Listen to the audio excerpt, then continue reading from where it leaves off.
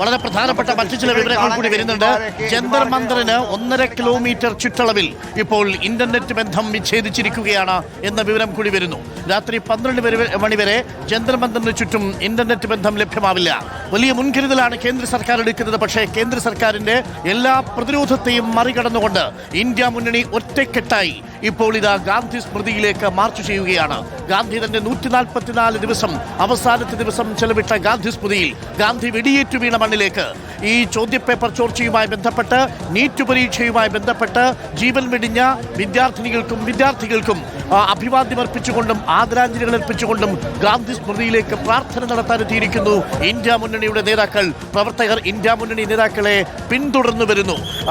കേന്ദ്ര സർക്കാരിന്റെ വലിയ പ്രതിരോധങ്ങൾക്കും അവരെ തടയാൻ കഴിയുന്നില്ല. എല്ലാ പ്രതിരോധങ്ങളെയും അതിജീവിച്ച് അങ്ങനെ ഇപ്പോൾ 3 ജനുവരി മാർഗിലുള്ള പഴയ ബിർള ഹൗസ് ആയ ഗാന്ധി സ്മൃതിയിലേക്ക് ഇന്ത്യ മുന്നണിയുടെ പ്രവർത്തകർ എത്തിച്ചേർന്നിരിക്കുന്നു. പ്രിയപ്പെട്ട പ്രേക്ഷകരെ, ഇന്നലെ എങ്ങനെയാണോ പ്രധാനമന്ത്രിയുടെ വസതിക്ക് മുന്നിൽ രാഹുൽ ഗാന്ധിയും സംഘവും അപ്രതീക്ഷിതമായി ഒരു പ്രതിഷേധ സമരം നടത്തിയത്, അതേപോലെ ഇപ്പോൾ ഇതാ ഗാന്ധി സ്മൃതിയിലേക്ക് ഇന്ത്യ മുന്നണി. അതിൽ കൊടിയടയാളങ്ങളുടെ വ്യത്യാസമില്ല. ഒറ്റ ആവശ്യമേ മുന്നോട്ട് വയ്ക്കുന്നുള്ളൂ: വിദ്യാർത്ഥികൾക്ക് നീതി വേണം. പരീക്ഷ ഇത്രത്തോളം ഏതെങ്കിലും തരത്തിൽ മലീമസപ്പെടുത്തിയ പരീക്ഷയുടെ ക്രമം തെറ്റിച്ച വിദ്യാഭ്യാസ വകുപ്പ് മന്ത്രി ധർമ്മേന്ദ്ര പ്രധാൻ രാജിവെക്കണം. അവിടെ ജീവൻ പൊലിഞ്ഞ മനുഷ്യർക്ക് അവർക്ക് കോമ്പൻസേഷൻ നൽകണം. അവിടെ ഈ വിദ്യാർത്ഥികളെ ക്രൂരമായി തല്ലിച്ചതച്ച പോലീസിനെതിരെ നടപടിയുണ്ടാവണം. ഈ 3 ആവശ്യങ്ങൾ ഉന്നയിച്ചുകൊണ്ടാണ് രാഹുൽ ഗാന്ധി പാർലമെന്റിനകത്തും പുറത്തും പ്രതിഷേധിച്ചത്. കയ്യിൽ ഭരണഘടനയേന്തി, ഒരു കയ്യിൽ ഭരണഘടനയും ഒരു കയ്യിൽ ത്രിവർണ്ണ പതാകയും ഏന്തി ഇന്ത്യ മുന്നണി MP-മാർ ഇപ്പോൾ ഗാന്ധി സ്മൃതിയിലേക്ക് എത്തിയിരിക്കുന്നു. ഗാന്ധി സ്മൃതിയുടെ ഉള്ളിൽ നിന്നുള്ള ദൃശ്യങ്ങളാണ് പ്രേക്ഷകർ കാണുന്നത്. പ്രിയപ്പെട്ട പ്രേക്ഷകരെ, രാഹുൽ ഗാന്ധിയെ കാണാം, ഇന്ത്യ മുന്നണിയിലെ പ്രധാനപ്പെട്ട നേതാക്കളെ കാണാം, പുറത്ത് സേവാദൾ പ്രവർത്തകർ പ്രതിഷേധിക്കുന്ന കാഴ്ചയും കാണാം. ഗാന്ധി സ്മൃതിക്കുള്ളിൽ നേതാക്കൾ, ഗാന്ധി സ്മൃതിക്ക് പുറത്ത് നേതാക്കൾക്കൊപ്പം എത്തിയിരിക്കുന്ന സേവാദൾ പ്രവർത്തകരും അനുയായികളും. നോക്കൂ, പതാക പിടിച്ചും ഭരണഘടന പിടിച്ചും ഇന്ത്യ മുന്നണിയെ നയിച്ചുകൊണ്ട് രാഹുൽ ഗാന്ധി, ഒപ്പം തന്നെ പ്രതിപക്ഷ നിരയിലെ MLA-മാർ KC വേണുഗോപാൽ, ഒപ്പം തന്നെ പ്രേമചന്ദ്രൻ MP, റഹീം, അങ്ങനെ ഇടതുമുന്നണിയുടെയും ഒപ്പം തന്നെ കോൺഗ്രസിന്റെയും തൃണമൂൽ കോൺഗ്രസിന്റെയും ഒക്കെ പ്രവർത്തകർ ഓരോരുത്തരായി അവിടെ വരുന്ന കാഴ്ചയാണ് പ്രേക്ഷകർ കാണുന്നത്. ഇന്നും രാഹുൽ ഗാന്ധിയുടെ നേതൃത്വത്തിൽ അപ്രതീക്ഷിതമായ കേന്ദ്ര സർക്കാരിനെതിരെയുള്ള പ്രതിഷേധമാണ് നമ്മൾ കണ്ടത്.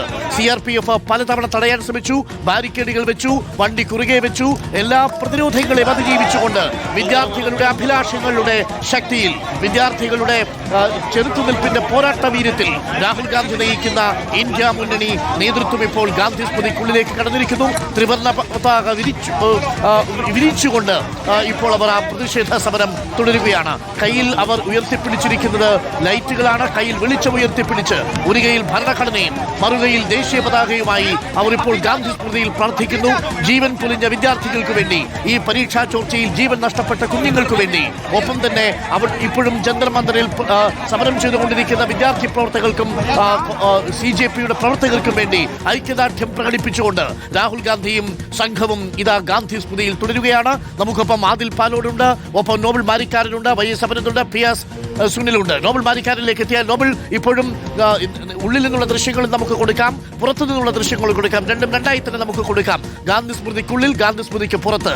ഗാന്ധി സ്മൃതിക്കുള്ളിൽ നേതാക്കളുടെ പ്രതിഷേധം നമ്മൾ കാണുന്നു. കയ്യിൽ ഭരണഘടനയുണ്ട്, ദേശീയ പതാകയുണ്ട്, ഒപ്പം തന്നെ കയ്യിൽ വിളക്കുകളും ഏന്തിയിട്ടുണ്ട്, മെഴുകുതിരി ജ്വാലകളുണ്ട്.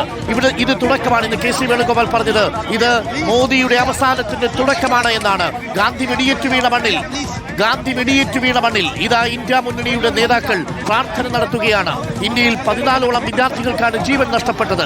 ഇക്കഴിഞ്ഞ നീറ്റ് പരീക്ഷ മാത്രമല്ല, 152ഓളം പരീക്ഷകളുടെ ചോദ്യപേപ്പറുകളാണ് ഈ രാജ്യത്ത് ധർമ്മേന്ദ്ര പ്രധാൻ എന്ന മന്ത്രിക്ക് കീഴിൽ ചോർന്നത് എന്നാണ് രാഹുൽ ഗാന്ധി ആരോപിച്ചത്.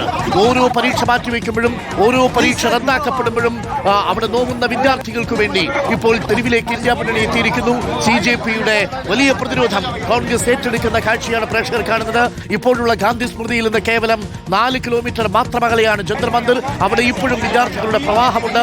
അവിടെയും സമാധാനപരമായി പ്രതിഷേധം നടക്കുന്നു. ഗാന്ധി സ്മൃതിയിലും സമാധാനപരമായ പ്രതിഷേധം നടക്കുന്നു.